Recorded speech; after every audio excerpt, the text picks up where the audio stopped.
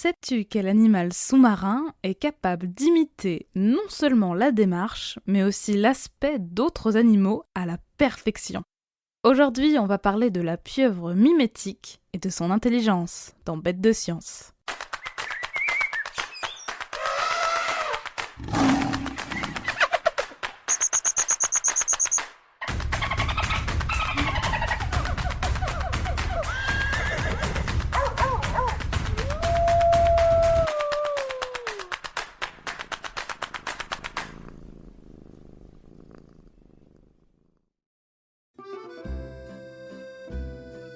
Sous l'océan, on rencontre toutes sortes de créatures plus fantastiques les unes que les autres. Et pour tout avouer, on est encore bien loin de toutes les connaître.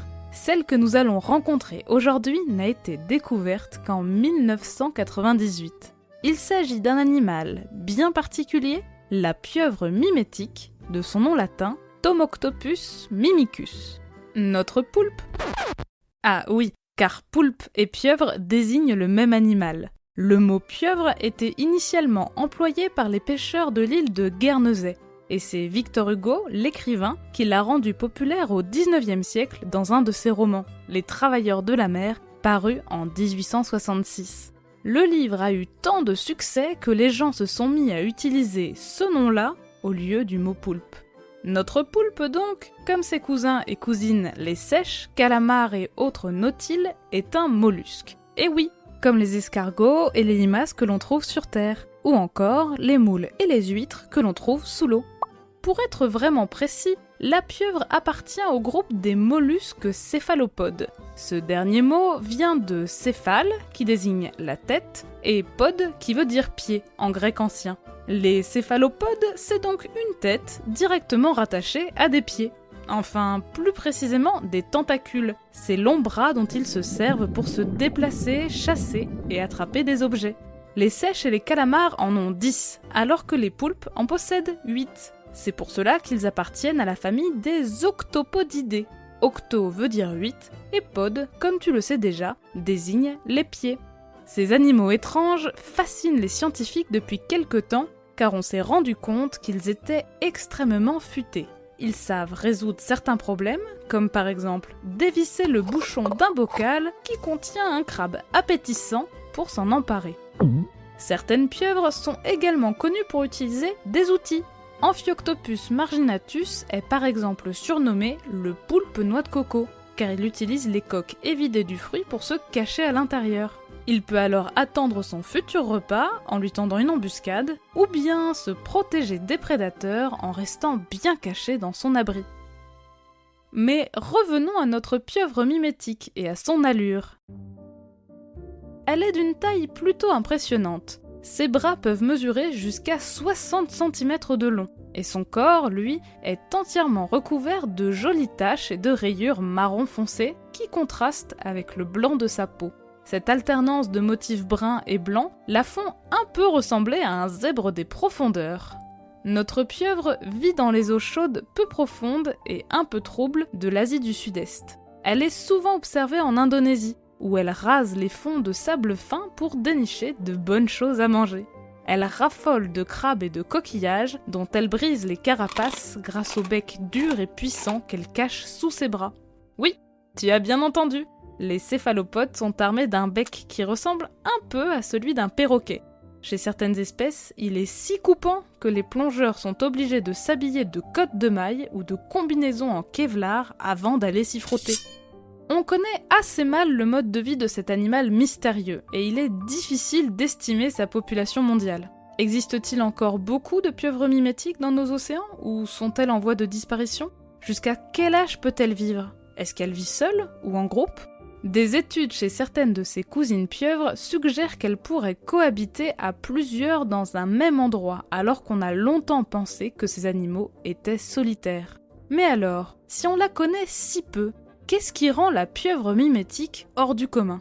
Même si on a appris l'existence de la pieuvre mimétique que récemment, des scientifiques ont quand même eu la chance d'observer l'un de ses super-pouvoirs. Je te propose d'aller lui rendre visite pour la voir en action. C'est parti, on plonge!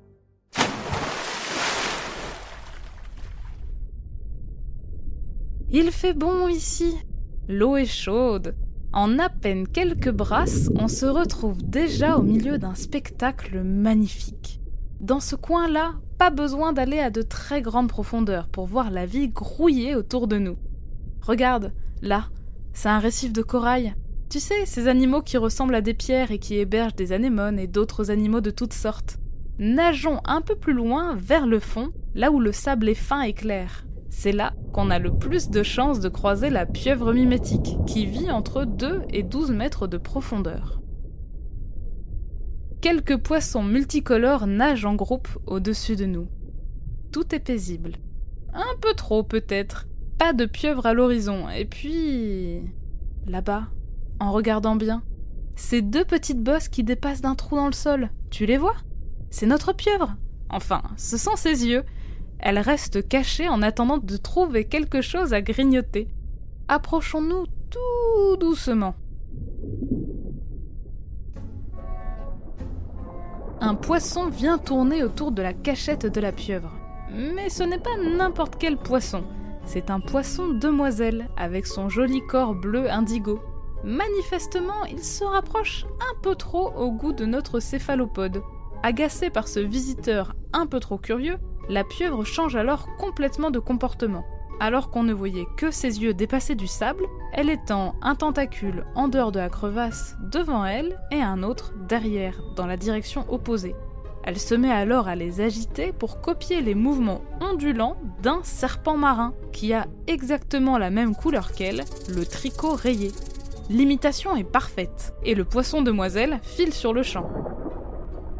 Un peu plus tard, alors qu'elle déguste un crabe imprudent, notre pieuvre mimétique est à nouveau interrompue par l'apparition d'un autre poisson. Cette fois-ci, elle change de technique. Elle dresse ses 8 bras tendus et arqués tout autour d'elle et se met à nager. Elle est impressionnante et ne donne pas du tout envie de s'approcher. Et puis, si on y regarde de plus près... Mais oui, on croirait voir une rascasse volante. Tu sais, ces grands poissons hérissés de piquant. Rayée de marron et de blanc, notre pieuvre lui ressemble désormais comme 2 gouttes d'eau. C'est fou! Mince, dans notre excitation, nous avons manqué de discrétion. La pieuvre nous a repérés. Elle change à nouveau d'aspect et file à toute vitesse loin de nous, les tentacules bien serrés derrière elle. Plus rien à voir avec une rascasse. La forme qu'elle crée en collant ses bras comme ça évoque la rondeur du corps des sols ou des turbots, ces poissons tout plats qui s'enfouissent dans le sable pour ne pas être vus. En fuyant, elle copie la vitesse de déplacement et les mouvements de ces poissons lorsqu'ils nagent pour que l'imitation soit encore plus réussie. Ainsi, c'est plus de 15 espèces différentes que la pieuvre mimétique arriverait à copier. Le serpent marin, le poisson plat et la rascasse, mais aussi certaines anémones et étoiles de mer, des méduses, des éponges ou encore d'autres sortes de poissons. Il est même possible que nous n'ayons pas encore vu tout ce dont elle est capable. Il semblerait en tout cas que la plupart des espèces qu'elle imite soient toxiques. C'est en effet le cas du serpent marin, de la méduse ou bien encore de la rascasse volante et de ses piquants venimeux, qui sont bien visibles grâce à leurs rayures très contrastées.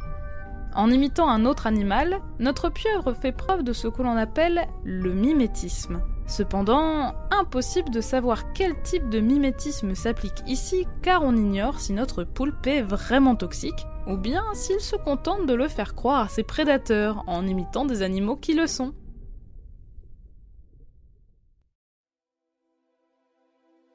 Les céphalopodes sont connus pour leur super camouflage. Ils peuvent changer la couleur et même la texture de leur peau très rapidement pour se cacher. Certains arrivent à copier à la perfection les rochers ou le sable sur lesquels ils s'installent, ni vus ni connus. Et ça ne leur prend parfois que quelques secondes.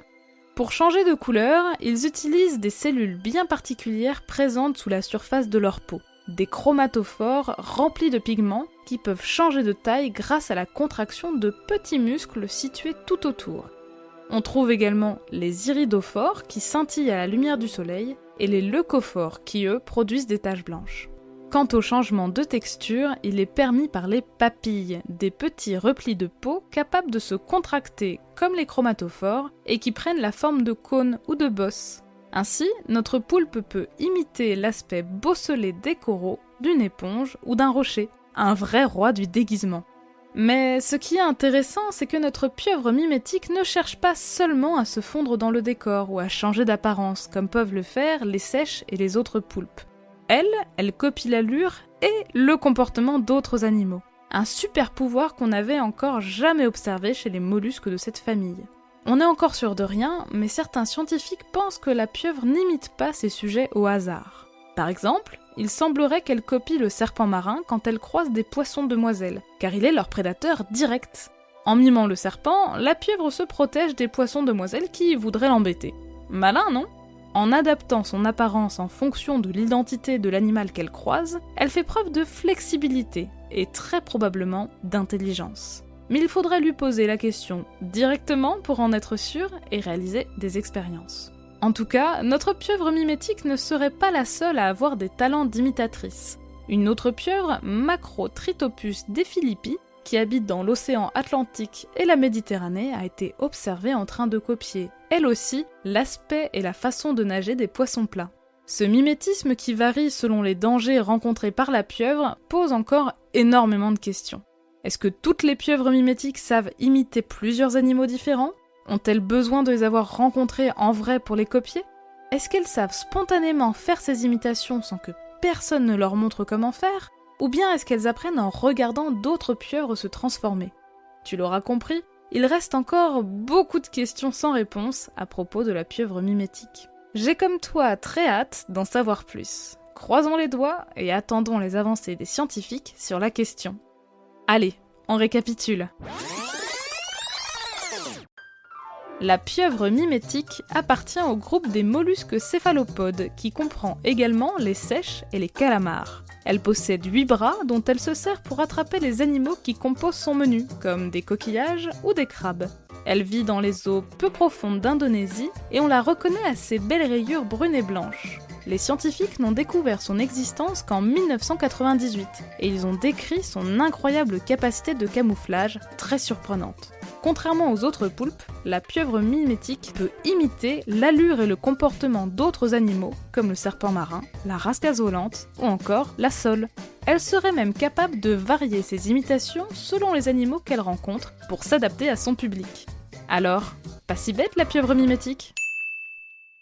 Merci d'avoir suivi cet épisode de Bêtes de Science. Si ce podcast te plaît, tu peux t'abonner pour découvrir de nouveaux épisodes toutes les 2 semaines et en apprendre toujours plus sur l'intelligence fascinante des animaux. Si tu nous suis sur Spotify ou Apple Podcast, tu peux même nous laisser 5 étoiles pour nous dire qu'on fait du bon travail, ou nous laisser un commentaire si tu veux qu'on parle d'une bestiole en particulier. À bientôt, jeune aventurière et jeune aventurier.